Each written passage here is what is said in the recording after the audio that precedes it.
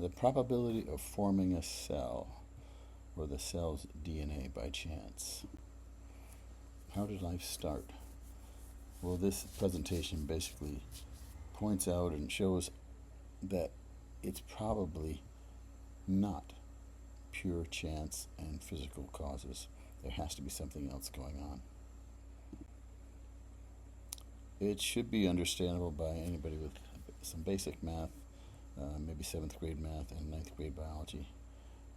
I'm open to God using chance and natural selection to create, so I'm not biased against evolution or intelligent design.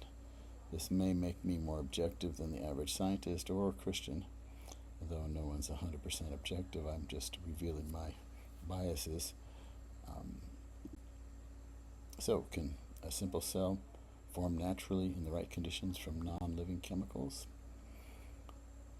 The instructions to make a cell are stored in the bases or ATCGs, the nucleotides. There's a base attached to a sugar or a phosphate group, and it becomes a nucleotide. And there are 4 of them, and they're like the letters of the alphabet. They've got an incredible capacity to store information because they are not determined by the previous base. If it's an A first, it could be an A second, or a T second, or a G or C. It doesn't have to be an A and then a T or whatever. So it's very flexible, just like typing on a typewriter could be any letter next. Now, even a short strand of DNA has over 1 million different ways it can be ordered. So that's good because it means it can be put together and store information. Most of the orders are nonsense, just like most of the orders of letters that you type on a typewriter would be nonsense. So the letters, there's some actual little bit of a chemistry there. The A's go with T's across the DNA, but we're talking about down the side of the DNA. One side contains the information, the other side is just the template to allow it to reproduce and when it splits in half and 2 new copies are made to be passed on to the next cell.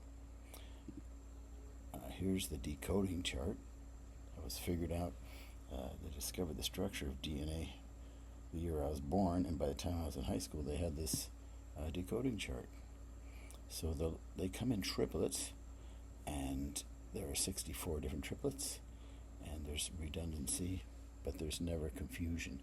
There isn't one code that codes for 2 different amino acids, but there could be 2 different, or 3, or even 6 that code for 1 amino acid. So it's a very well-designed code, basically. So it just cries out intelligence. So DNA and language are similar. We get a bunch of these triplets together. It's sort of like a sentence or a complete idea, which is a gene.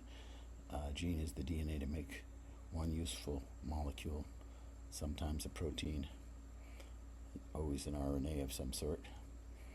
DNA and language are similar in other ways, that a group of proteins or a group of sentences together could form a structure of some sort, just like a paragraph or a chapter has a full idea. And the simplest genetic code we know of for the simplest cell known would fill over 100 pages if written out as ATCG. That's 500,000 bases in one very simple. Here's the little guy, which is actually a kind of parasite, so it gets away with fewer genes because it's living inside other creatures. DNA and language are specific orders and complex. If it's non-specific, you just have random gobbledygook.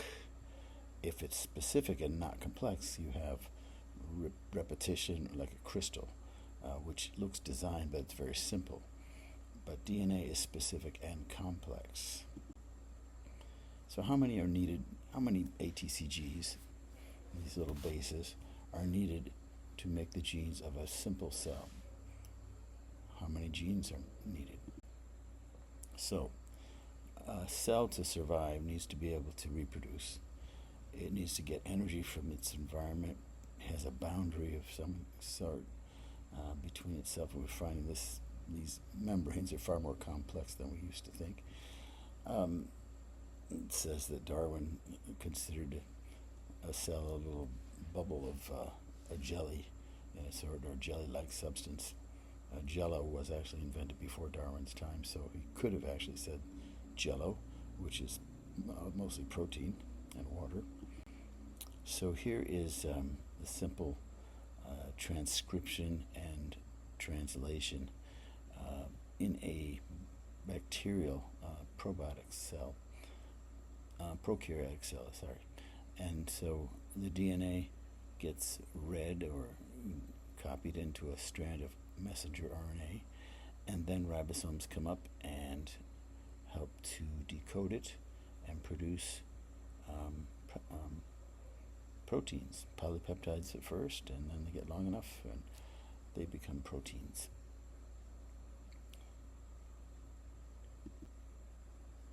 So this is minimal. I mean, even if you had only half the coding chart, you'd need still a bunch of genes to make the transfer RNAs and so forth. So it's going to be far more than 40, but we're just trying to be very generous here, just to so you get a feel for how complex even the simplest cell would be. Energy and ATP, a really crucial molecule in all life. Cell division takes more genes and proteins. The ribosome that helps to decode the messenger RNA that comes from the DNA, and maybe some more for the cell membrane, and you've got at least 100 genes. Did I do that right? Yeah, 80. Yeah. Based on their probability, the probability of self-forming by chance, 1 out of 10 to the 40,000th, they probably had estimated a cell of about 250 genes.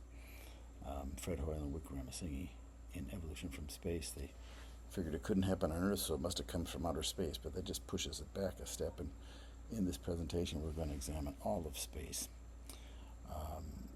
Kuhn and Mushigan, 256 genes. Gill proposes a 206 gene cell, so 100 genes is pretty conservative. Craig Venter tried to assemble a little cell with parts of other cells and making its own DNA, I believe, with a gene machine, but he still had 531,000 bases, 473 genes. Moving on. So mycoplasma genitalium, that one we talked about before, if the genes are, those 482 genes are divided into the total base pairs, you get about 1,000 bases per gene. But I'm using much smaller genes, and there are smaller genes. The one to make cytochrome C, is just a couple hundred. But let's move on here. So evolution would start with a small cell, as long as it reproduces. And we'll probably get to assume genes only 300 bases, not 1,000. Cytochrome C, only a third of the amino acids are in the same for all species. So that cuts the 300 down to 100. In other words, you can still get a useful protein even though you don't have all the ATCGs in the right order. So I'm trying to allow for that. And often the third base, if you look at the decoding chart, is flexible, that can be different ATCs or Gs and still code for the same amino acid. So we're going to cut it down to 66 very essential bases for each gene. And if we have 100 genes at 66 bases, that's 6,600 bases in a specific order. At this point, they've got to be pretty specific because we've already cut out all the optional and all the variant orders that might work. Now, to get the odds of something like this, you take the odds for each of the individual ATCGs and multiply it times itself, And so this case, it would multiply times itself 1/4 times itself 6,600 times, which is 1 out of 4 to the 6,600th. And you put that into power to the 10, it's about 1 out of 10 to the 4,000th power. So that's the odds, or the probability, of a super simple cell's genome in the right order by chance. And actually the whole genome and everything, this should all be about 10 times bigger. So this is very conservative. And let's see if that could be possible. Look at the 4,000 zeros, that's pretty wild. But aren't all sequences improbable? Yes, but most sequences don't work, actually. And you have to have sequences that work with a previous sequence. So you have a protein, just like you have a part of a car, you have to have other parts that fit that part. They can't just be all random sizes and makes. If you've ever had to replace a part at the auto shop. Most proteins are useless alone. They usually work in series or groups, a series of chemical reactions, or combining to form a structure, like the ribosome. Hemoglobin has 4 chains in the right order that work together.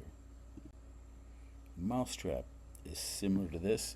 You need all the parts together at the same time for the mousetrap to work.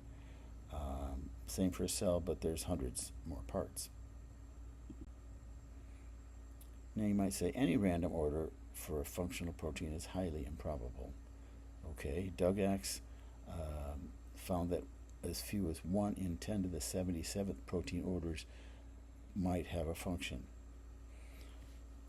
Proteins that fit and work together are even more rare. So if you do 10 to the 77th times 1 out of 10 to the 77th, just for 2, you get 1 out of 10 to the 154th power to get 2 working proteins.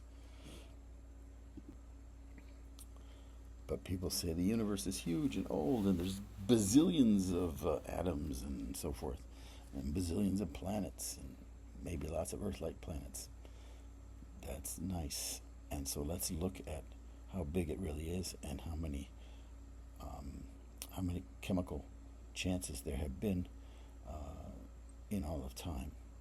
So total events of all time. How many rolls of the dice, for example, to get your Yahtzee or your 5 6s, whatever you want to do.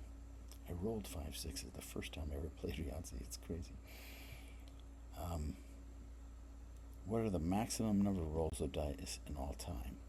So atoms must collide in order to react and combine into larger molecules. Most collisions do not cause a reaction, so they need to hit at the right speed and must hit the right place to react. But let's just count up all the times atoms can hit each other. So this is an important number. This total number of events is important for chemical evolution. It's the upper limit of chance. Any probability or odds that exceed it are mathematically impossible. If there are far more atomic events than needed for chance combination, then maybe cells form all the time, over and over. But if there are fewer, then that's going to be a problem for a naturalistic explanation for the origin of life. What is the total number of molecular events in the entire universe in all time? So you calculate all the atoms in the universe, multiply it by the number of collisions per second for each atom, by the number of seconds in 20 billion years. And so to do that, to get the atoms in the universe, you take the number of stars in the universe, that's one estimate, 10 to the 24th, multiply that by 1 billion just to count for future discoveries, and maybe another billion for another billion universes. So 10 to the 33rd stars. Then you take the number of grams per typical star, up it by 1 billion or more, and so 10 to the 42nd grams of atoms per star, and most of them are hydrogen. And cells, of course, don't survive or form inside stars, so this number is very generous, since 99% of the atoms in our solar system, and thus in the universe, are in stars, not in the planets. But let's just count all the atoms. Multiply the number of stars and grams per star system by the number of hydrogen atoms in a gram, Avogadro's number, 6.02 times 10 to the 23rd, something everybody should memorize. 10 to the 33rd stars times 10 to the 42nd grams times Avogadro's number, and you have less than 10 to the 99th atoms. You can double check my math there. I've done number editing versions, so sometimes I change the numbers a little bit. But this is in 1 billion universes. Much older than ours, too. So, you could calculate the number of collisions by taking the speed of atoms and the distance between them and so forth. So 10 to the 15th collisions per second is, not a bad number. Or you can look it up on Google and see. Anyhow, that's sort of the math that I use just to estimate the collisions per second. That's 4 times 10 to the 7th collisions per second. So when I say to the 15th, I'm being generous. That's being helping on the side of chance formation of a cell. So multiply that by the number of seconds in 20 billion years. You can do that, times 24 hours a day and 365 days per year and so forth. And you get 10 to the 18th seconds about, and you can up it 1,000 times for a much older universe. So 20 trillion years. And you get 10 to the 21 seconds. Multiply those numbers together, and when you multiply exponents, you add them, and you end up with 10 to the 135th events. So this number is a little smaller than the one I have in my shorter version, because I probably got more generous on some of these numbers, but they're all pretty conservative numbers. So, and these small molecular events include larger physical events. When you move your finger, it's due to vibrating atoms and molecules. William Dembski uses Planck time, the amount of time it takes light to cross an atom. So he comes up with 10 to the 150 possible events of any kind. So my number's close there. Here is a 10 to the 150, one followed by 150 zeros. Any probability or odds that exceeds this number is impossible in our universe and in 1 billion trillion universes over 1 million times as old as ours. So there's no realistic chance for life, the DNA of life, to form in the right order by chance. So you're telling me there's a chance from the movie Dumb and Dumber. Okay, well, maybe there's multiverses. Okay, so, where do they come from, or how do they get produced, and what kind of amazing universe-producing mechanism does this? And don't they also obey the second law of thermodynamics like ours and run down like ours? So they need to be constantly renewed. Multiverse kind of destroys science, too. If you claim that any vastly improbable event is possible, you cannot reject miracles based on improbability. Science would not work. It's based on probabilities, p-values. In other words, if you're saying, because there's so many universes, anything that can happen will happen. Well, that's assuming certain things can happen, that a cell could even assemble. But assuming you could get these large molecules of DNA outside of a cell, could they get in the right order by chance? Not in bazillion universes, really. So with infinite time and infinite multiverses just like ours, some should be passing through ours just like you see fireworks. Where are these other universes? Again, this is a metaphysical concept. It's not a scientific one. It sounds nice and sciencey, but it's no different from a conception of a higher power, non-material intelligence. The only problem is multiverses have to have an origin, and they run down, whereas a higher power, that I'm referring to here, similar to the God of the Judeo-Christian tradition, is all-knowing, all-powerful, but doesn't run down, so doesn't need a beginning. No beginning is required.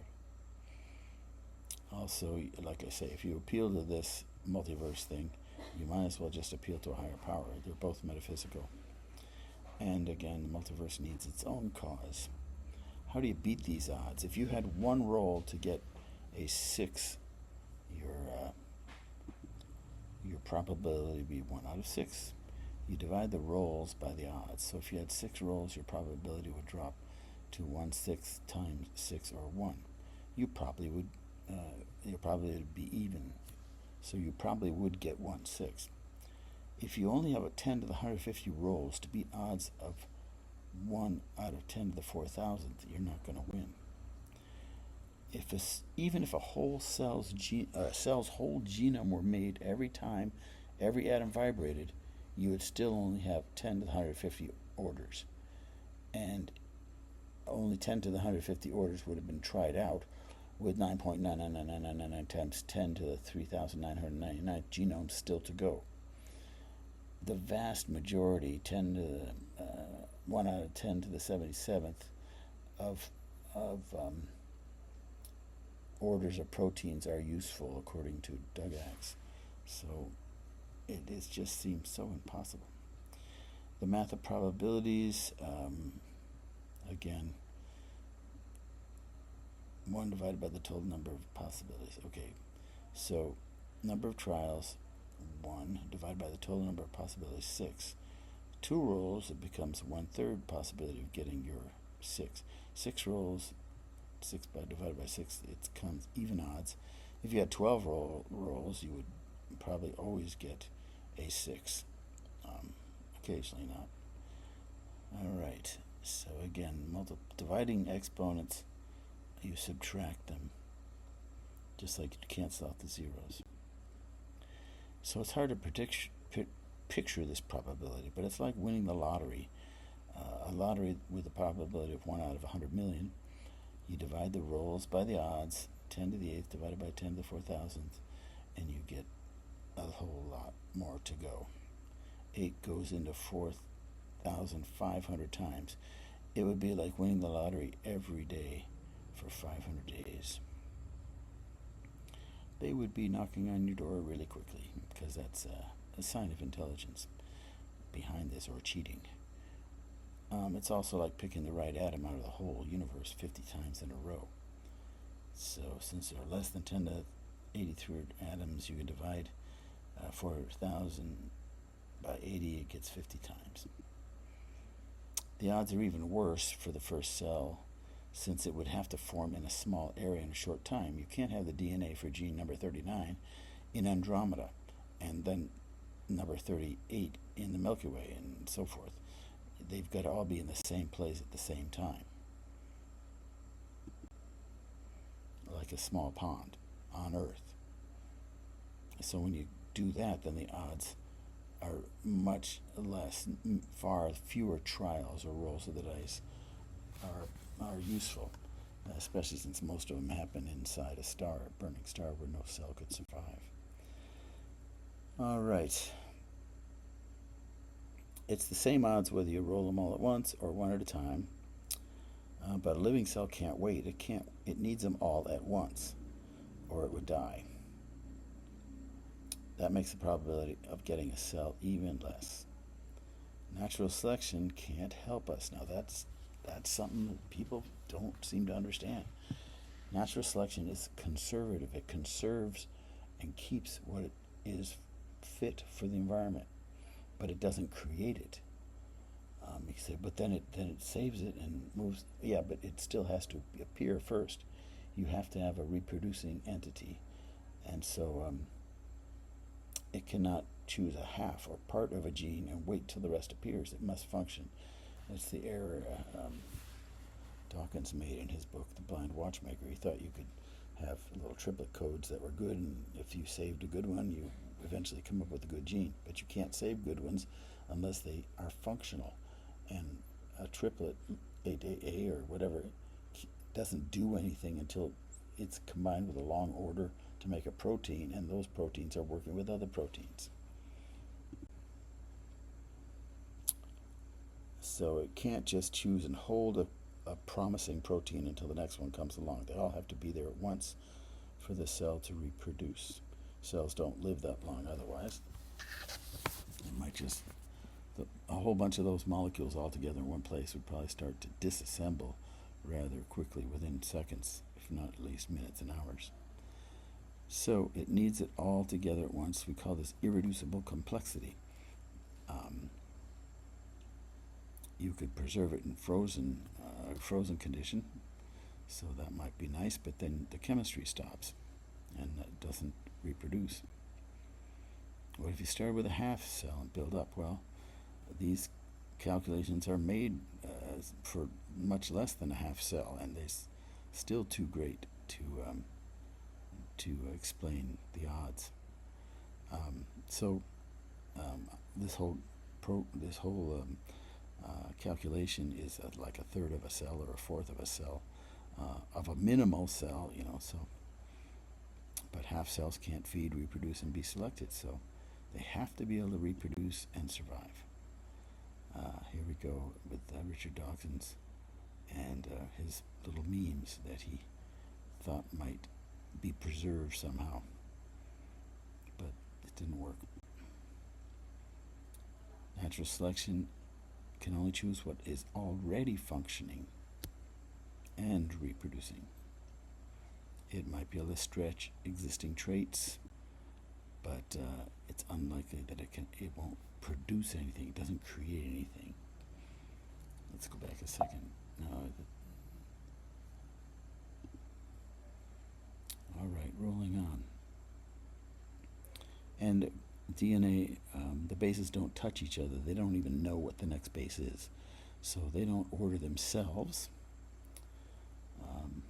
Just like language, you couldn't really make language if you always had to have a letter. C had to be followed by an A every time, and then a T or whatever. All right, amino acids show up in any order. Algorithms do not produce information, just repeating patterns. Self-ordering would be more like crystals, so little complexity. Maybe proteins came first, not the DNA. It doesn't matter, because the odds of getting a protein are about the same as the odds for getting a gene the size needed to make that protein, because it's 1 out of 20 times 1 out of 20 every time instead of 1 out of 4. So a protein of 300 amino acids, the odds would be 110 to the 125th. Gene of 900 bases to make that, and then you cut it down if only a third are needed really, and the third ATCG is flexible, then you get down again to just 10 to the 120th. So they're about the same odds for proteins or DNA, so it doesn't help. And DNA proteins don't carry the information to pass on to the next generation. The information goes from DNA to protein, not the other way around. What can design a cell? Well, it's not chance and it's not natural selection. Something else is going on. So since the odds of forming a cell's DNA or genome are far too great for the 110 to the 150 possible events in all time, it is mathematically impossible to get a cell's DNA by chance in natural selection. Now, getting the information for genes or for proteins for the first cell may be chemically and mathematically impossible because there's no known natural way to make genes. So getting them in right order is improbable, but how do you even make a long strand of DNA outside a cell? There's only one scientifically proven source of information, and that is intelligence. And we look for intelligence in a lot of other areas, so why do we rule it out in this area? So SETI, the search for extraterrestrial intelligence, looking for improbable patterns in radio signals, would be a sign of intelligence, at least a little bit. Forensics, to decide if the death was accident, suicide, or murder, planned by some murderer, and intelligence. What are the odds a person fell or jumped or whatever? So we use it there. We use it in archaeology to decide if a piece of chipped stone is a tool or just chipped stone. And chipped stone could just be used as a tool, so we wouldn't know that. But the odds of these chips forming by just a rock rolling down the hill are so phenomenal that we know that they were designed this way by an intelligence. teacher trying to decide if it's cheating or plagiarism or just a coincidence, we use probability there. What are the odds that they would come up with the same paragraph as the person sitting next to them? Is the results are the results of an experiment influenced by bias? So they use double-blind procedures and so forth. My point is that it's very scientific to look for intelligence. Even in the Expelled movie, Dawkins was kind of led into a corner there where he said, "Oh, I'm okay with intelligence as long as it's not God," basically. But where did the aliens come from? You can look at that and see that interview. So a physical being in our universe or another universe, could it be a physical being? Well, the multiverse and probability problems apply. Where did that being come from? So improbably that it's a it's improbable that it's a physical being, because they would have to have improbable cells. So this is metaphysical, no different from the God hypothesis, except it needs a cause if it's material. If the being is not material, then it is no different from a God hypothesis. So, you could take a creator from another universe making our universe, but then where did that one come from? You can you even get large molecules outside the protective environment of living cells without enzymes and high concentrations of building blocks? No. That was the whole Urey-Miller experiment. They cooked that thing for so long, but all they got was a bunch of messed up mini amino acid chains with a lot of side chains. A lot of the proteins and molecules in life are one-sided. They're chiral. They are like left-handed, and so you can't just have any old order and any old. There's a lot more to it than what we're putting in this presentation. Blum is a chemist and basically saying every time you get larger molecules by chance, they break down more quickly, but it's going to be a smaller percentage of your solution that become tripeptides or larger chains. So you get fewer and fewer of longer and longer molecules till you get up to you need the whole universe full of molecules to get even a small protein by random collisions.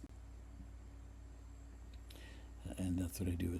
It's actually near 1 out of 100, but even if 1/10 of an amino acid soup formed dipeptides, and 1/10 of those formed tripeptides and so forth, you'd exhaust all the atoms in the universe to form even one protein of 100 amino acids. And that molecule would then break down almost instantly unless it's protected. They've known this stuff for a lot of years, and there's a lot of new scientists working on this, and the more we discover about the cell and this basic chemistry, the more impossible it becomes, not the less. So this is just saying there are less than 10 to the 80th atoms, or 83rd, or you could even have 99th, but you're not going to get large molecules forming spontaneously outside of protective cells.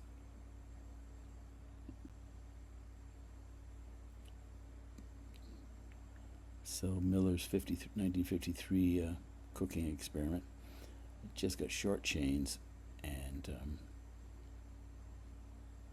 the long ones have not been assembled outside in any environments that might resemble Earth.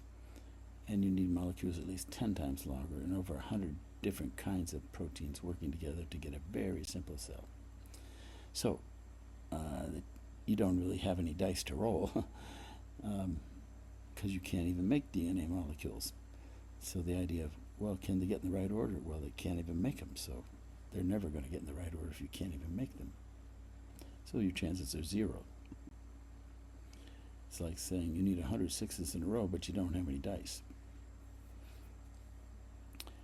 Living cells can build DNA because they have enzymes to lower the energy needed and special ATP molecules to add that energy, and they're set up to concentrate the substrates and remove the products, so the reactions will always continue downhill, you might say, in the easier direction.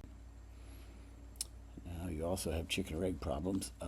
You need large proteins to assemble DNA, but you need DNA to design those proteins, and neither of them can form outside of a cell. So the minimal cell described here appears to be an irreducibly complex unit. If you remove just one of the genes, the whole cell dies. It's like your basic mousetrap. You move any one of those parts and it won't work. Or some of the cars I've seen in developing countries where they don't have alternators and they don't have all kinds of parts in there, but it still runs. But you take one more part out and it won't run.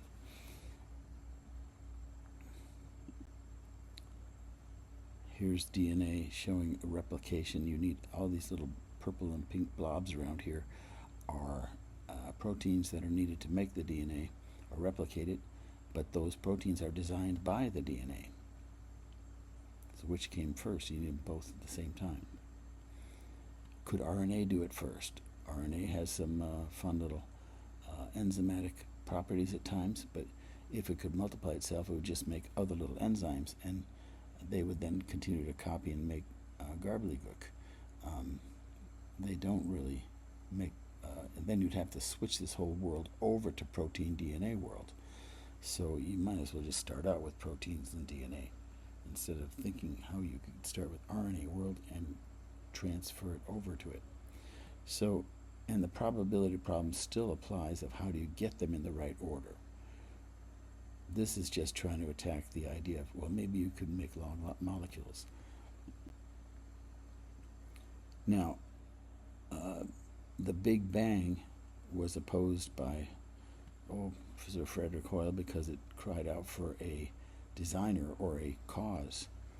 They used to believe the universe was eternal, but with the Big Bang and the expanding universe, the universe running down, either the running down or the expanding, both say the universe had a beginning, and so it needed a beginner, you might say. Black holes don't explode. We don't know of any power great enough to explode a black hole, which comes from a large star. And so how do you get all the stars and all the mass and all the universe together in one place and have that explode? And so it's kind of more like a highly balanced rapid expansion than a big bang. But that's what Fred Hoyle called it to make fun of it, and the name stuck. The ultimate cause of everything cannot be material, since all we know about energy and matter is that they run down and need a cause. And the fine-tuning of the laws of nature, if gravity were any stronger or weaker, stars wouldn't work. The speed of light were faster or slower, E equals mc squared wouldn't work right for stars to work. And then there's strong and weak forces in the atoms. If they were much stronger or weaker, you would only have 2 or 3 types of atoms, not the whole periodic table. You can look this up. The fine-tuning problem makes it look like the cause of the universe is intelligent. And if the cause is intelligent, probably self-aware and probably conscious and probably a being, not just a force. Because why would a force suddenly decide to make a universe or decide to, at a certain point, to do something and change? So we could say, but we don't know everything yet. We call this naturalism of the gaps. They say God of the gaps. If you can't explain anything, you say God did it. Well, we're not just saying we can't explain it. We're saying it's improbable. The mathematics and the chemistry argue against it in a positive way. And there will always be unknowns, so it's unfair to say we have to exhaust all the possible natural causes before we can examine a supernatural cause. And even then, you still need a non-material first cause for any material natural causes in or outside of our universe.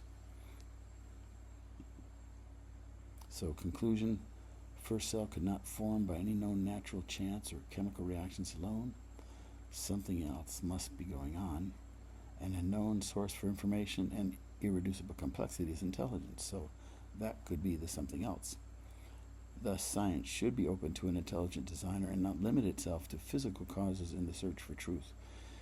Truth is not limited to empirical science. None of our metaphysical ideas, love, purpose, meaning, values, morals, are empirical.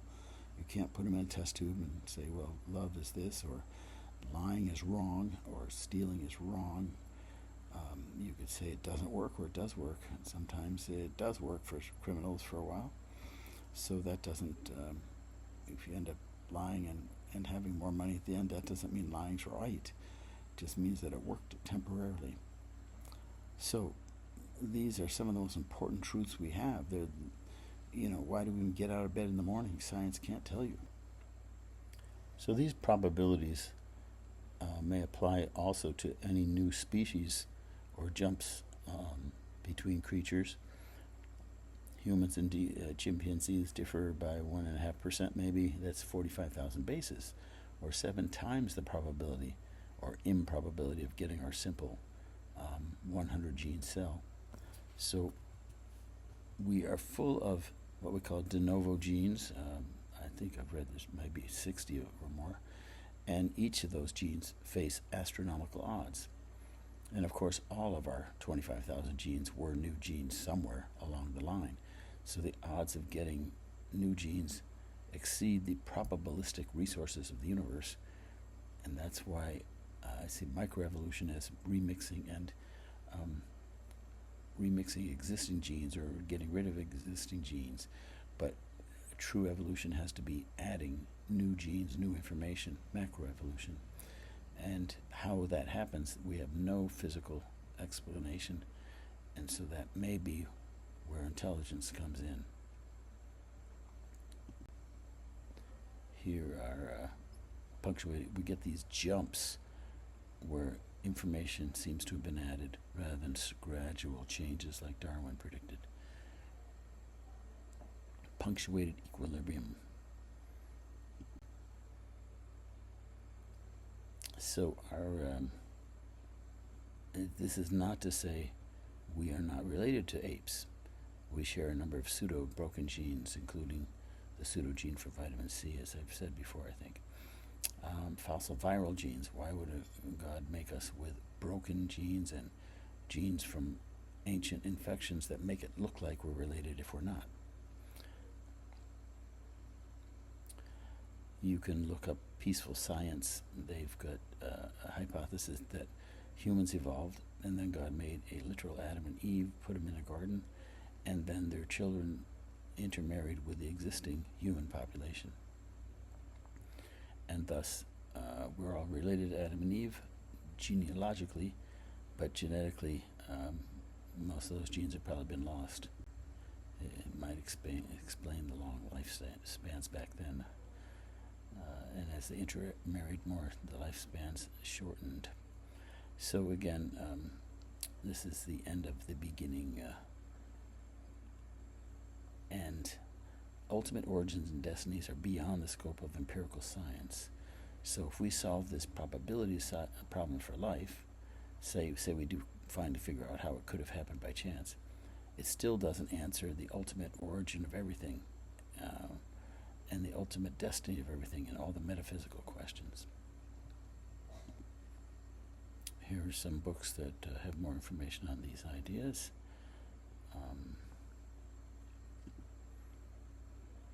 I was born the year they discovered the structure of DNA, a couple of months after.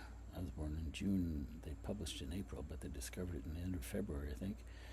And by high school, my BSCS Blue biology book had the DNA code. I majored in biology. I have 2 master's degrees from the University of Colorado, one in science, one in general sciences, and one in education of science. And where I presented the probability of DNA in an evolution class. My doctorate is in education. So this is a topic that not a lot of people study for a degree per se. But my coursework in microbiology and genetic engineering in a cancer lab all helped me to understand how genes work and how they don't work. So I have some of Howard Hughes' money, so not much, and it's gone now, but so don't ask me. I've been fascinated with this probability issue since the 1970s. while teaching in Pakistan and making some original calculations. I taught cell biology and biochemistry for over 40 years, a couple decades part-time at the college level. I used to tell my public school students that good religion is not the enemy of science, and the Christian students that good science is not the enemy of Christianity. And along with Francis Crick and astronomer Fred Hoyle and others, I'm surprised at the information capacity of DNA. Wonder where it came from and why this problem is not discussed more. Could bias against God be affecting the search for truth? So I have no particular bias for or against chance producing a cell. God would be behind it all. And even Darwin said the Creator made one cell or several. The process of evolution. In his last page of Origin of Species, he attributes a creator, more of a god of a distance. Anyhow, that's another story. But technically, he would be a creationist, and technically, he had no clue how things evolved. So how could he be called an evolutionist? But natural selection was his theory, and that was a pretty good idea. Thanks for listening, and hope you can resolve this for yourself, because it has huge life implications.